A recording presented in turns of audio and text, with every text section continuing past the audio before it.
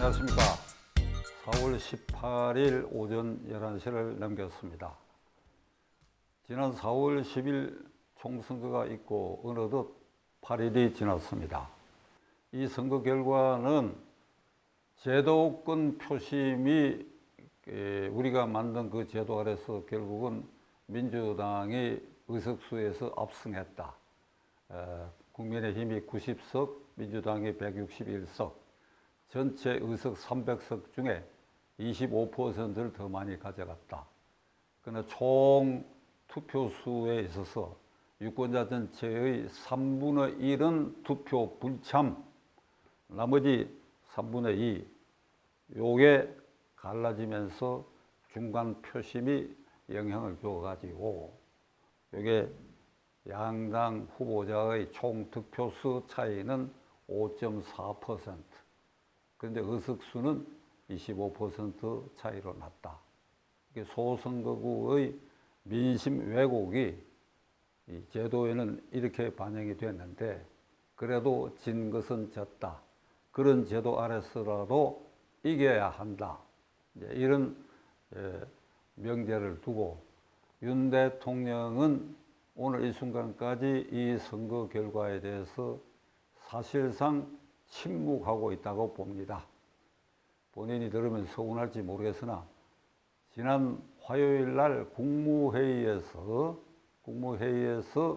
이 선거 결과에 대해서 13분 동안 소회를 밝혔다고 하는데 저는 무슨 말을 했는지 그 뉴스 내용을 잘 이해할 수 없어요. 국민의 민심을 받들어 앞으로 잘하자. 이런 정도 얘기를 한 것 같은데 국민들은 이번에 윤석열 대통령의 여당인 국민의힘당을 지지한 결단을 한 유권자 중 그중에서도 전통적으로 국민의당 지지한 사람 외에 중간 표심에 해당하는 사람이 마지못해 차마 이재명 당을 찍겠느냐 하는 이런 생각으로 그래도 윤석열 당이다 그렇게 찍은 사람들에게는 지금 계속해서 실망을 안겨주고 있습니다. 이 중간 표심에서 결국은 졌다.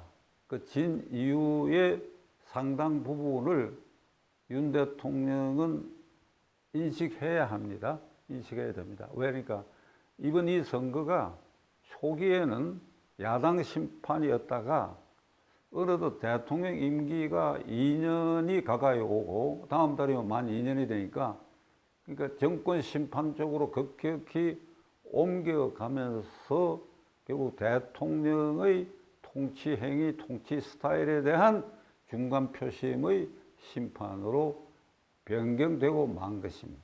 그러므로 이 선거 결과에 대해서 대통령은 반성할 게 있으면 반성하고 그리고 앞으로 어떻게 하겠다는 것을 구체적으로 얘기를 해야 되는데 그 형식이 국무회의에서 13분짜리 애매한 얘기로 대신했다고 하는 것은 대단히 유감이고 이거야말로 기자회견장에 나와서 겸허하고 겸손되게 이렇게 된 데에 대한 대통령, 여당 책임자의 대통령의 역할이 어떠한 것이 부족했다, 어떠한 것이 지나쳤다 이런 걸 진솔하게 토론해서 그래서 새로 진용을 짜든지 이래야 되는데 그 절차가 생략되고 후임 총리의 박영선 민주당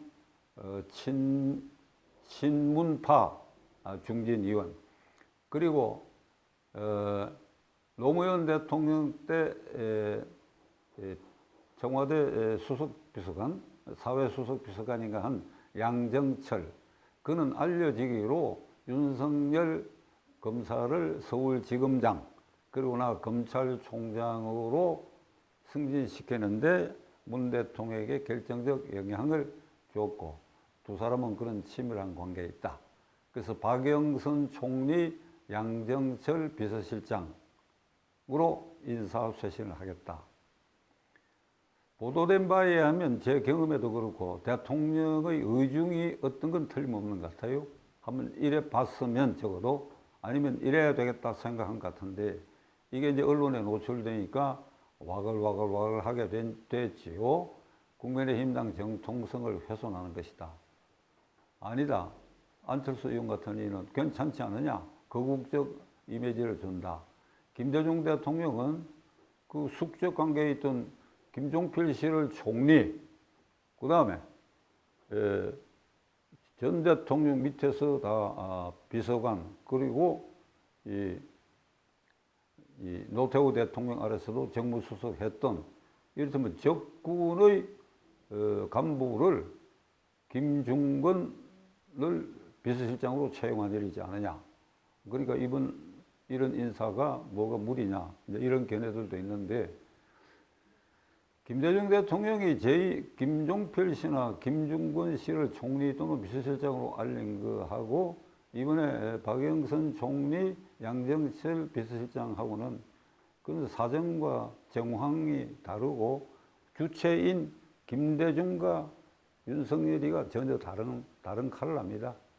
김대중 대통령은 압도적 지지가 있고 5.18 희생자라는 이미지가 있기 때문에 그가 적군편에 있어도 이렇게 끌어들이면 포용의 이미지가 있는데 윤 대통령의 경우에 이거는 뭐가 뭔지 혼란을 일으키는 그런 인사였다. 그러니까 이게 아마 백지화된 것 같은데 지금 윤 대통령은 뭔가 헤매고 있는 것 같아요. 대통령 이 말 들으면 좀 섭섭할지 모르겠지만 저는 그렇게 이해를 하고자 합니다. 뭘 헤매고 있는 것 같아요. 내가 딱히 크게 잘못한 것도 없다. 내 와이프도 뭐 법에 걸리고 뭐 이렇게 한 일이 있느냐. 근데 이렇게 모두 미워하는 사람들도 있고 이렇게 이거 수도권에서 표심이 아슬아슬하게 국민의힘당을 거부하고 내가 뭘 어떻게 앞으로 그럼 해야 되느냐. 아마 이런 혼란스러운 생각에 빠져 있는 것 같은데 저처럼 백면서생입니다. 저는 20년을 야인으로 그러니까 20년 동안 정권이 많이 바뀔 때마다 다 그 편에 서달라고 하는 좀 민망하지만은 그런 요청이 있었지만 다 거부하고 그러니까 완전히 중간지대에 섰던 사람입니다. 그러니까 저 얘기가 혹시 참고가 될지 모르니까 말씀을 드리려고 합니다. 작년에 김태우 강서구청장이 직무상 관련 당선이 됐는데 청와대 정무수석실 행정관으로 있을 때 그 내부의 일을 그 일을 공개하면서 이게 보호를 받아야 할 공직자의 처신이다. 공익제보자다. 그런데도 이걸 검찰이 기소를 해가 강서구청장으로 당선됐는데 이게 재보궐선거를 하게 됐다. 대통령실에서는 빨끈한 것 같아. 공익제보자인데 이거를 유죄로 하다니 그리고 2달 뒤 8.15 때 사면 그리고 10월 달에 나가 선거. 뚝 떨어졌어. 17% 차이로 떨어졌어. 제가 지금 기억으로 이준석 씨가 이걸 조롱을 했어. 나는 이미 17%로 떨어질 것이라고 조롱을 했어. 여기에 용산의 오기, 청와대의 오기가 작용했다. 모두 이렇게 보는 것입니다. 가령 대통령이 그 사람 공익제보자야. 그게 어떻게 유죄가 돼? 사면했다, 복권했다, 다시 나가. 근데 이게 굉장한 함정의 틀에 걸려버리고 이게 용산의 오만. 당헌 당규의 지방자치단체장 의원의 귀책 사유로 자기 당 의원이나 단체장의 귀책 사유로 재보궐선거가 있게 되면 후보를 내지 않는다. 그건 민주당도 그런 당헌인데 부산시장 오거돈과 서울시장 박원순이 성추행 사건으로 각각 물러섰을 때 거기에 당헌 당규를 개정해가지고 후보를 하고 뚝뚝뚝 떨어졌어요. 그때도 국민의힘당 그걸 비난을 했는데 이 김태우 건을 그걸 반복을 했어. 그러니까 용산의 어떤 자신감, 공익 제보자. 그런데 이게 용산의 오만. 그건 결국 대통령의 오만과 독선. 요렇게 이게 변질이 돼가지고 그 뒤로 이번 선거에 이르렀는데 야당은 임기 초부터 검사공화국이라고 그 프레임을 만들어가 두들겨 패는데 이 중간 표심이 있는 사람들도 그게 머리에 상당히 박혀 있다 하는 건 놀라운 사실을 저는 발견했어요. 저는 초기부터 절대 검사가 절대적으로 고위직에 앉은 것이 아니다. 거기에는 뭐 원희룡, 권영세, 뭐 박민식, 국회의원 이미 해가지고 검사는 이미 탈색한 사람들도 있는데 그거 다 끄집어내가지고 줄을 쭉 이래 세워가 경향신문이 이 판박이를 만들어 놔버려요. 그래서 김태우 이제 그 강서구청장 그 사건은 이제 대통령의 독선 독주를 극명하게 드러내는 한 사례가 되고 말아요. 좀 불편한 얘기지만은 어차피 얘기를 해서 몇 가지 사례를 더 들겠습니다. 김건희 여사 건은 이 김건희 여사가 이게 그 부부와 그 가족들이 국회의원 선거나 이런 데 전혀 경험이 없었다. 그 경험이 없었다는 건 장점일 수도 있어요. 그만큼 그 선거에 대해서 백지 상태니까. 그런데 후보 시절에 서울의 소리라고 하는 이 악랄한 좌파 방송의 덜미에 걸려버려서 7시간을 열 몇 차례에 걸쳐서 통화를 하면서 거기에 좌파들이 고리로 걸만한 김 여사의 발언 록을 채취해가지고 이걸 딱 규격화해서 요 프레임을 만들어가 퍼뜨리기 시작했어. 그때부터 김건희 여사의 이미지가 아주 부정적으로 중간 표심에 영향을 주게 됐다. 그러다가 더 결정적인 것은 최재형 목사 사건입니다.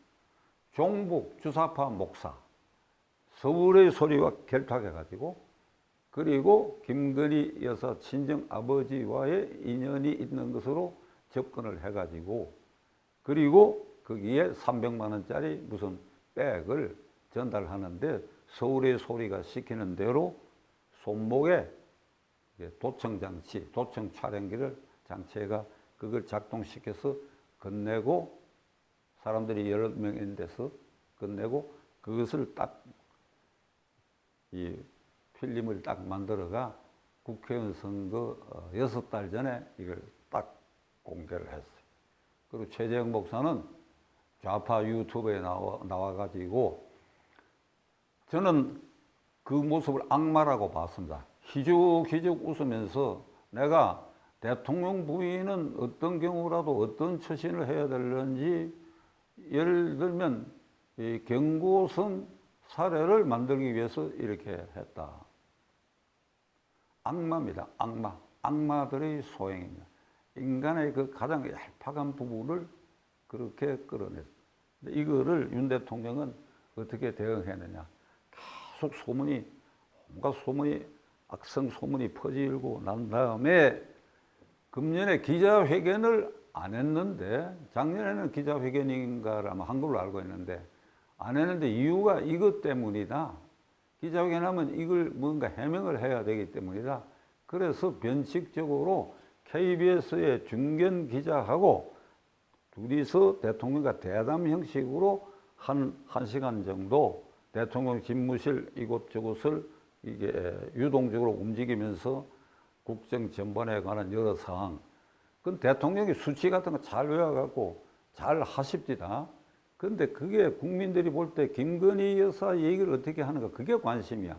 처음에 안 나오니까 끝까지 보는데 거의 끝부분에 가서 이제 대통령 해명하기를 돌아가신 장인어른하고의 관계를 끄집어내 가지고 이를테면 덫에 걸릴 그래서 앞으로 이 대통령 부인실의 정보나 관리를 철저히 하는 방향으로 하겠다. 이렇게 넘어갔어요.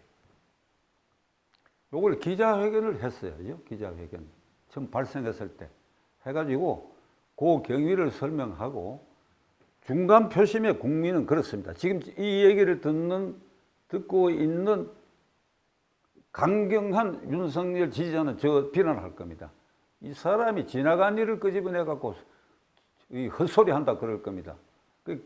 여러분들이 그렇게 이야기해도 그 비난은 받아들일게요. 문제는 극소한 중간 표심이 이게 대통령 선거고 국회의원의 운명을 결정하니까 하는 얘기입니다. 요 중간 표심 국민들은 뭘 듣기를 원했느냐? 잘못했습니다. 어떤 경우라도 대통령 부인이 그런 선물을 받을 수 없는 일입니다. 남편은 제가 사과드립니다. 그리고 부인을 대기시키다가 불러가지고 같이 사과한다라든지 이런 걸 보기를 원했던 겁니다. 이거를 슬쩍 덮어가. 그러니까 김건희 여사가 이번 어디서 투표했는지도 흔적이 없잖아요. 남편인 대통령은 부산에 무슨 행사에 가가지고 사전 투표를 했는데 이런 총선거에는 부부가 원래 나란히 주거지에 가서 딱히 말했는데 그게 감추어졌지 않습니까? 그러니까 김건희 여사의 그런 부정적 이미지를 자꾸 감춘 데서 비롯된 점이 있다. 그 다음에 이종섭 국방장관의 호주대사 임명, 귀국, 그리고 해임 그 과정은 정말 윤 대통령이 억울한 일입니다. 저는 개인적으로 윤 대통령 아무 잘못이 없다고 봅니다. 그 국방장관을 최상병 해병대 사병의 익사 사건에 곁들여 가지고 군수사기관이 수사를 하는데 외압을 미쳤다. 사실과 다르고 이건 경찰이 조사해야 할 사항이고 경찰이 조사 중에 있고 이걸 호기를 이용하는 민주당은 이거 전문 선수들 아닙니까? 그러니까 탄핵 발의를 하겠다. 탄핵 발의를 하면 사임도 못하고 헌법재판소 결론 날 때까지 6개월 이상 국방장관 자리가 비어 있어야 돼. 그래서 서둘러 스스로 사임을 했어. 그리고 6개월 이상 지났어. 공수처에 직권에 관한 죄로 이종석 전 국방장관을 민주당이 고발을 했어. 공수처 사건 처박 안 왔어.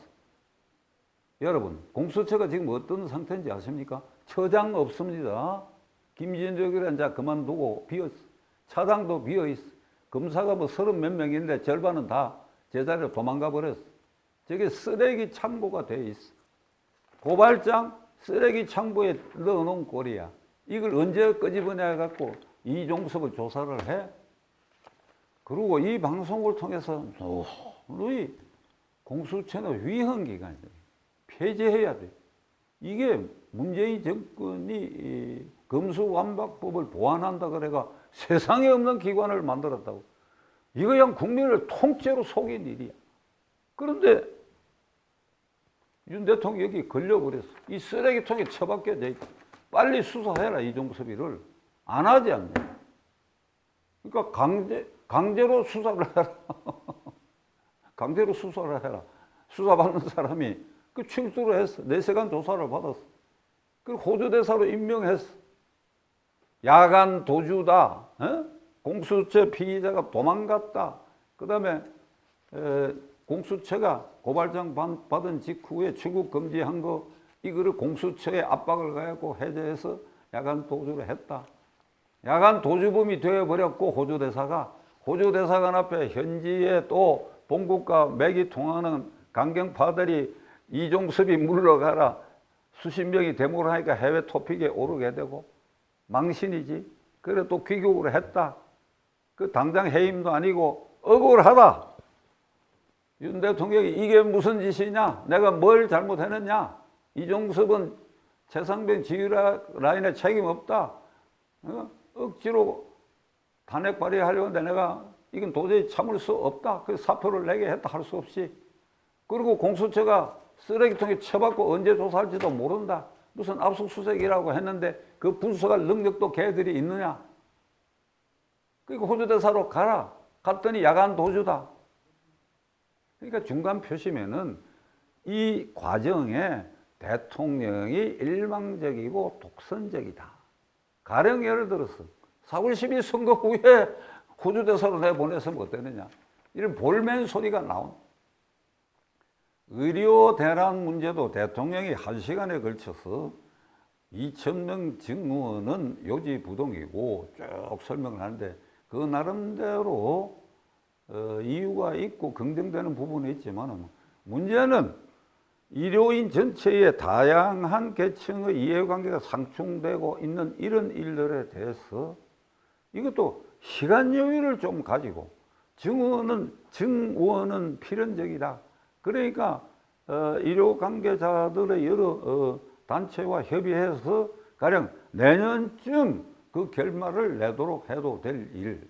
그러니까 4월 10일 선거 이후에 천천히 단계를 밟아서 가면서 할 일을 그러니까 대통령이 확신이 서도록 어딘가 보고를 받아가 2,000명 증원 역대 정권이 손도 못 댄 거 내 소신껏 하겠다.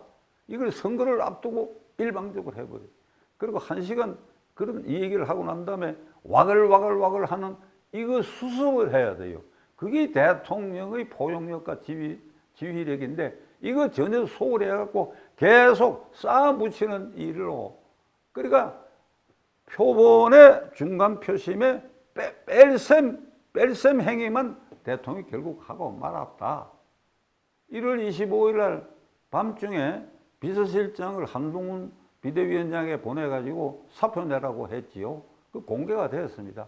이유는 김경률 비상대책위원이 공개적으로 김건희 여사를 마리 앙뚜아네트의 애둘러 비유해갖고 한 말.